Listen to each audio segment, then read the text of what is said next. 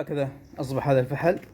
بهذه المناسبة أنا بعطيكم أسماء وأجزاء النخلة. تسميات الفحل والنخلة ما تفرق إلا اللهم في الثمر بس.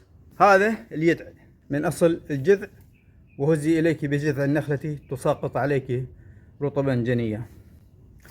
هذا فسيلة، وإذا كان فوق نسميه ركوب. هذا يصلحك فسيلة ونزرعه يطلع فحل. هذه الشوكة، شوكة يعني بعدين تصبح خوصة. طبعا هنا في الأخير تتم شوكة. هذه خوصة اللي هي أصلها شوكة، هذا الخوص كامل. هذه نسميها نفس الشيء خوصة، يعني هذه الحبة خوصة وكامل نسميه خوصة. هذا يعني إذا جردناها من الخوص نسميها يريدة، أي مجردة من أصل الجريدة. هذا الليف، هذا قديما يستخدمونه في كل شيء، في مساند، غسيل الوعيان، دواشك، إحبال.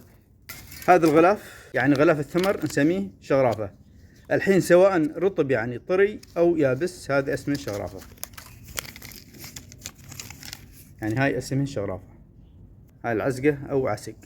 طبعا هذا الثمر شوفوا يعني سبحان الله، الثمر الفحل خلاص يعني يتحول إلى طحين وخلاص، يعني ما في شيء. شوف يعني إذا كان الفحل ما في، شفت بهالطريقة تعرفون أن هذا فحل. هذا نسميه قلبة من كلمة قلب.